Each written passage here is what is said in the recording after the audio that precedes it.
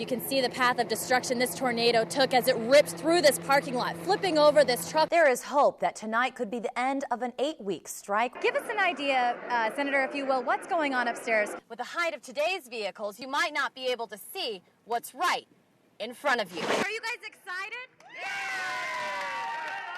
I would say that is a very strong affirmative. The goal of today's exercise was to show students the reality of what can happen if they make the wrong decision. A woman heard screams that a person was being stabbed and called 911. A high school student had threatened to shoot and kill people here at school today. Earlier, Obama supporters, they're obviously everywhere. 24 cars derailed tonight, leaving pieces of coal like this one piled several feet high for hundreds of yards. This road behind me remains dirt. We're going to jump on over to Willard, where they were discussing a sales tax increase. That has been determined by, get this, one vote. In case you thought your vote never counted. We'll hear from Beckham himself. Who plays soccer, not baseball. Yeah, oh, well, I guess did I miss that? I had to call you out on that one. It's David Beckham. The sound of generators fills the air in the small town of Oldsburg, Kansas. A sharp ear may also hear the sound of ice melting for the first time since last Monday. And the ice was 1.5 to 2 inches thick, and when the winds came up, it ripped the poles down, ripped the arms off the poles. We had some snow come in, and right now we're trying to get the lines back up and get on the services onto some houses. 15 crews were on site just outside of the town where there are 5-mile stretches of fallen poles. And we're not sure exactly how many poles we have down in this area, so we're looking at it today to get an overall view, but all the crews are coming up here to work. Don't have an overall date yet, but as quick as we can get to it. For Oldsburg residents, it's a waiting game. They can't even begin to clean up until they can power their tools. They see the mess. They know it's going to take a while. They kind of been around looking, so it takes a while to repair this stuff. Now that the ice and snow are melting, crews are facing a new challenge. And when you get out into the rural areas, you get into more snow, ditches, stuff like that, and as it warms up, people get stuck. It takes a little bit longer to work out in the country than it does in town. The crews work for 20 hours and then are off for 6. And we're trying to work as fast as we can and just to remember to stay inside and stay warm, and we'll get there as quick as we can. They were coming westbound when they crossed over these railroad tracks that are located just about 1/4 mile behind me. That's when the vehicle lost control, spinning out and eventually landing, hitting this house that I'm standing in the front lawn of right now. Take a look at an eyewitness account of what happened. And I looked up in my rearview mirror, and it scared me that she was coming so fast. I went to my granddaughter, Haley, and I said, oh my God. And she just zoomed past us, probably 55 miles an hour at least. The vehicle went over the railroad tracks, lost control, and left the roadway, went through the grass, overturned an unknown number of times. The car landed here, upside down, hitting the house. Drove past, I saw the car, and then I stopped. I got my cell phone and dialed 911. Then Ellen says she got out of the car to get a closer look at what had happened. And I ran up there, and I heard the mother screaming and carrying on, and she was bloody and everything, and she was screaming, my baby's dead, my baby's dead. Friends have come forward and said the 11-year-old girl who passed away in the accident was Cheyenne Morrissey. Her mother was taken from the scene to the hospital with non-life-threatening injuries. For Cheyenne's friends and family, the news is unbearable.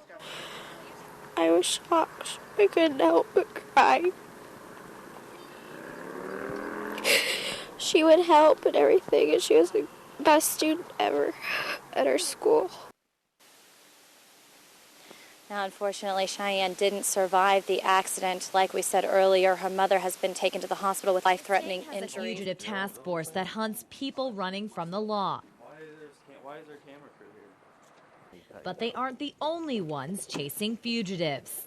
For many inmates, if they want out of jail, they have to post bond. If they can't come up with the money themselves, their only ticket out is through these guys. We keep very close track of our people. These are all open files. Every single file represents somebody that we've bonded. We might have 4 bonds for one person. So there's quite a few. You can see we've got cabinet after cabinet full. They are required to make their court dates to check in twice a week. They agree to pay the Willises 10% to post their bail. And according to Eric and Tracy, 3 to 5% of them don't. This guy, well, not only has he failed to pay, but he's also failed to appear. And now the Willises are after him. Unlike the state's task force, they have their own money at stake. If that defendant fails to appear in court, I'm unable to find that defendant. I owe the courts $20,000.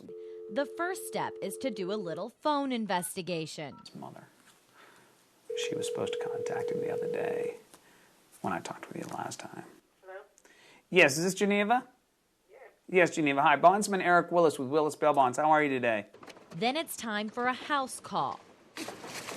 We don't need a warrant to get the defendant back into custody. All we need is a certified copy of their bond, which acts as a warrant, and we go and pick them up. In the heat of the hunt, the outcome can go one of two ways: peacefully, or as in the case here, not so. Topeka police say an A1 bail bonds company was taking this man into custody. Detectives say that while he was being handcuffed, a gun accidentally went off.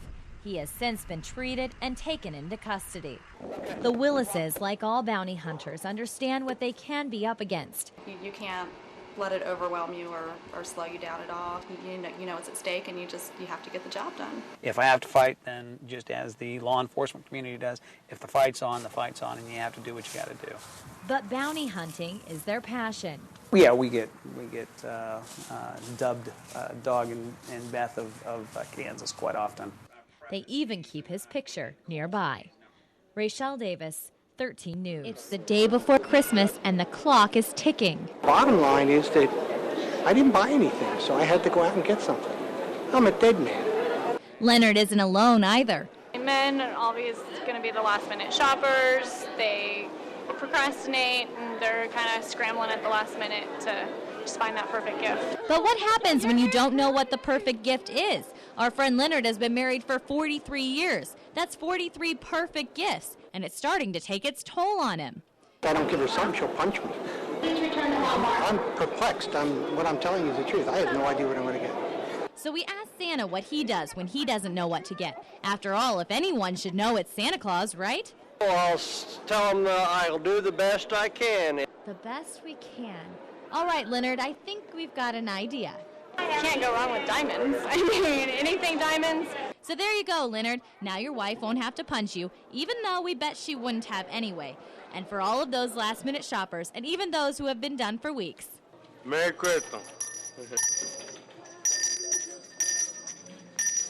The original recovery crews are finally getting a break as volunteers are picking up the efforts. They're sending divers into the water, using new equipment, and bringing canine cadaver dogs out to find Michael Zapletal.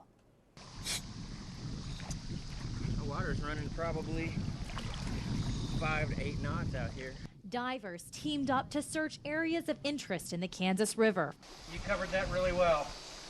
Basically, we're just searching the coves up there where there isn't a current, make sure it didn't get caught up into the current, and we're working our way down, and we're going to work around the pillars. Divers from the Jefferson County Sheriff's Office, Missouri, and the Topeka Dive Shop are volunteering their time, doing what they say anyone in their position would do. The more sets of eyes that we have, in my opinion, the better. Eyes that come not just from divers. We can't control folks that want to get out on the river in their boats. And I have absolutely no problem or reservations about that whatsoever, as long as they're doing so safely. Canine cadaver dogs were once again brought out to help. She did locate or hit on one spot 3 different times. That's why we went into that particular area and didn't find anything.